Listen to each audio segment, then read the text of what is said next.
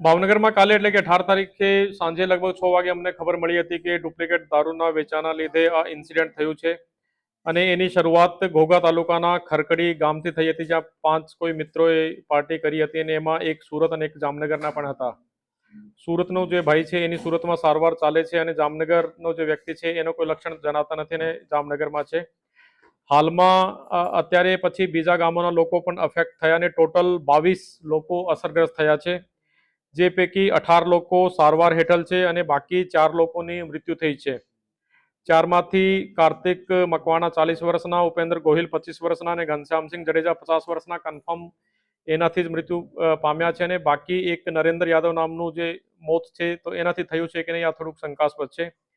અમે લોકોએ એક તો મીડિયાના મારફતે અને આમ પણ તમામ લોકોને સૂચના આપી છે કે જે પણ છેલ્લા લાસ્ટ 2-3-4 દિવસમાં જે આ પ્રકારની રોયલ સ્ટેગ જે બ્રાન્ડ છે એનું સેવન કર્યું છે તો તેમાં લક્ષણ હોય કે ન હોય તો તાત્કાલિક છતાં પણ હોસ્પિટલમાં સારવાર માટે દાખલ થવું જોઈએ. બીજું, જે ભાવનગરના પ્રાઇવેટ હોસ્પિટલ આરોગ્યમ, વેદ આઈસીયુ અને બીમ્સ માં જે સારવાર હેઠળ છે તો ત્યાં પણ એક સુપરવિઝન અને એનો સહયોગ કરવા માટે આપણે જે મેડિકલ કોલેજના 2 નિષ્ણાંતની ટીમને પણ ત્યાં મોકલી છે. પછી અમદાવાદના આઈકેડી હોસ્પિટલમાંથી નેફ્રોલોજિસ્ટ પણ ભાવનગર આવવાના છે, જે સાંજે લગભગ 5:30-6 વાગે ભાવનગરમાં પહોંચી જશે અને પોલીસ પણ એ જે ગુનામાં જે કનેક્ટેડ છે 4 બુટલેગરની ધરપકડ એમાં કરી છે. અને જેમ હું તમને કીધું કે 18 લોકો સારવાર હેઠળ છે. આ 18 લોકોમાંથી ડૉક્ટરના જણાવ્યા પ્રમાણે 2 લોકો ક્રિટિકલ છે, 4 આઈસીયુમાં છે, 2 વેન્ટિલેટર ઉપર છે અને 10 દર્દી એવા છે જે કે સ્ટેબલ છે. અને અત્યારે પણ અમે લોકો મીન્સ કે તમામને અપીલ પણ કરીએ છીએ કે જે પણ છેલ્લા 3-4 દિવસમાં જે ડુપ્લિકેટ રોયલ સ્ટેગનું કોઈ સેવન કર્યું હોય તો તાત્કાલિક નજીકના અથવા તો સર્ટી હોસ્પિટલમાં આવવા માટેને જણાવવામાં આવે છે. આપણે હોસ્પિટલની મુલાકાત લીધી હતી, દર્દીમાં કેવા પ્રકારના લક્ષણ હતા?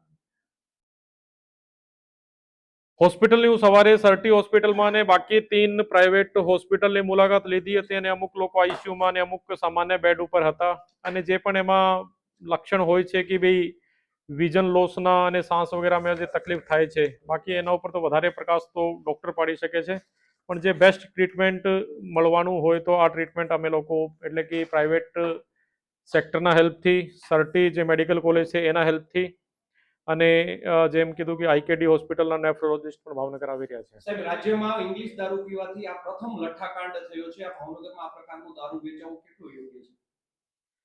અત્યારે પોલીસ એનું ઇન્વેસ્ટિગેશન કરી રહી છે અને જે પ્રમાણે જે પણ કલ્પ્રિટ હશે એને 100% સજા આપવામાં આવશે. સાહેબ, અન્ય લોકોના મોત થયા છે. અત્યારે પણ ઘનશ્યામસિંહ જાડેજાનું મોત થયું છે. આપે કહ્યું એક કનકસિંહ ગોહિલનું મોત થયું છે સવારે. તેના પરિવારજનો કહે છે દારૂ પીવાથી થયું છે, તંત્ર કહે છે ઝેરી જીવડું કડવાથી થયું છે. આપણી પાસે સાહેબ આ તો કયા નામ છે 4 જણા? કાર્તિક, ઉપેન્દર, ઘનશ્યામ, નરેન્દ્ર. દર મહિને સંકલન સમિતિની બેઠક મળતી હોય છે. એઝ અ ડીએમ તરીકે જે પ્રમાણે દારૂબંધીના દાવા થતા હોય છે તો કેમ ભાવનગરની અંદર દારૂબંધી રોકાઈ શકતી નથી? નહીં, પોલીસ અને જિલ્લા વહીવટીતંત્ર પોતાનું કામ કરી રહ્યો છે અને ભાવનગરમાં અમે લોકો જે પાસા હેઠળ કાર્યવાહી છે એ બી છેલ્લા વર્ષમાં એટલે કે 25-26માં લગભગ 100થી વધારે લોકોને પાસા હેઠળ પણ કર્યા છે અને પોલીસ પોતાની કામગીરી કરી રહી છે. દ્વારા એક રિપોર્ટ તૈયાર કરવામાં આવ્યો છે તો એ રાજ્ય સરકારને ક્યારે આપવામાં આવશે અને તે રિપોર્ટની અંદર સાહેબ શું ઉલ્લેખ છે? આ જ ઉલ્લેખ છે જે હું તમને કીધું છે ને રાજ્ય સરકારને મોકલી દીધું છે. દર્દીઓની સારવાર માટે અન્ય કોઈ ટીમો બોલાવવામાં આવી છે? આઈકેડીમાંથી નેફ્રોલોજિસ્ટ અને બાકી મેડિકલ કોલેજમાંથી 2 જે મેડિસિનના નિષ્ણાંત છે આ લોકો કરશે. બાકી તો એમાં જે ટ્રીટમેન્ટ હોય છે એન્ટીડોટ વગેરે અને જે વેન્ટિલેશન વગેરે વેન્ટિલેટરની સુવિધા તો આ મતલબ તમામ દર્દીને મળી રહી છે. ગાંધીનગરથી આઈકેડીમાંથી આવશે કારણ કે એમાં કિડની અફેક્ટ થાય છે તો એટલે જે આપણે કિડની હોસ્પિટલ અમદાવાદમાં. સાહેબ, આ એક સચિન નામનો વ્યક્તિ છે તેમજ એક જે વાત આવી છે નરેન્દ્રસિંહ યાદવ, તેનું શંકાસ્પદ મોત હતું તો પેનલ પીએમ તેનું શા માટે કરવામાં ન આવ્યું? આ પૂછીશું હું કોલેજમાં. સાહેબ, વાત કરીએ બુટલેગર એમની અંતિમ વિધિ પણ થઈ ગઈ છે ત્યારે તંત્ર જાગશે. ચલો, ઓકે. વર્તેજમાં બુટલેગરનું ઘરથી જાતિ કોઈ શંકાસ્પદ વસ્તુઓ મળી શકે?